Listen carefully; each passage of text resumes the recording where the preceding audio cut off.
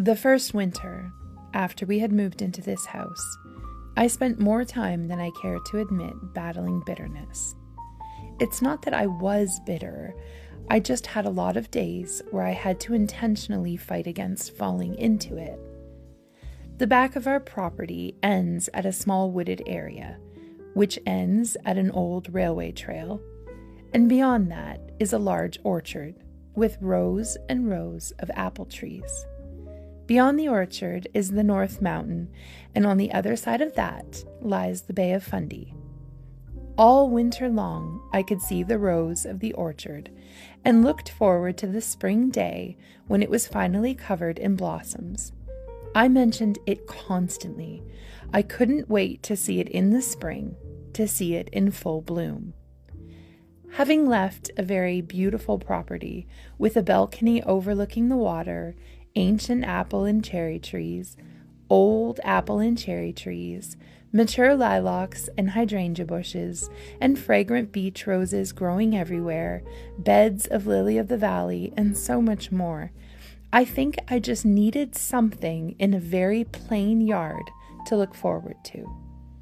Spring came, as it always does, and it wasn't long before I realized that the orchard was completely blocked once the trees around the trail all got their leaves in. This should not have been so devastating, but for some reason it was. I remember looking out my kitchen window one afternoon and not being able to stop the tears from falling. I had been trying in earnest to focus on something good to set my mind on, and when it felt like that was taken away, I kind of struggled to move past it. But another year has gone by, and the Lord has been gracious and continues to remind me to fix my eyes on Him. One day, deciding to walk the trail instead of my usual walk through town, I came through the clearing and noticed the first of the blossoms had begun.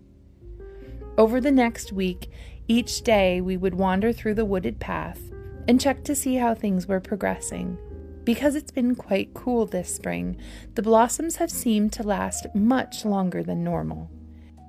Every time I find myself walking past row after row, I can't get over how much joy they've brought these past weeks. This month has been full, as we've been pushing to finish up school, and things have been unusually busy.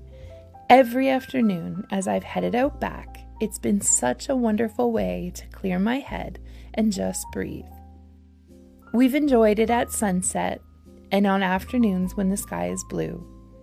And we've enjoyed it as the rain splattered around us, the fragrance of the blossoms heavy and mingled with the earthiness of the spring.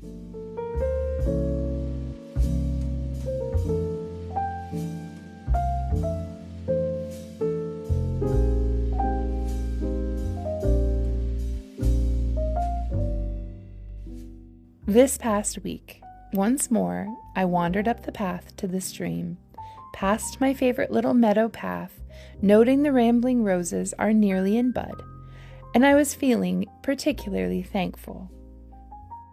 And suddenly, a very simple but profound thought occurred to me, as if the Lord gently laid it on my mind.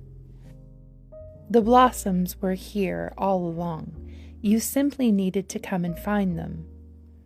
I believe I actually stopped right in the middle of the path. All last spring, the blossoms sat right here, just beyond the woods. I couldn't see them from where I was standing, but nevertheless, they were here, and they were just as beautiful. I simply needed to go and find them. This is the simplest way I know how to keep a joyful heart. There is always something beautiful to behold. Even in the most mundane or difficult circumstances, you just have to look for it.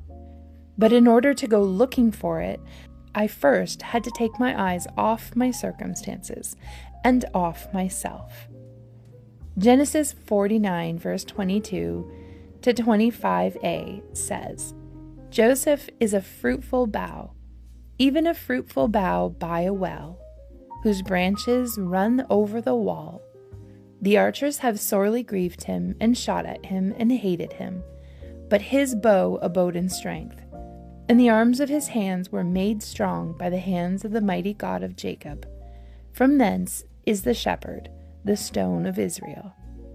Even by the God of thy father, who shall keep thee, and by the Almighty, who shall bless thee with blessings of heaven above,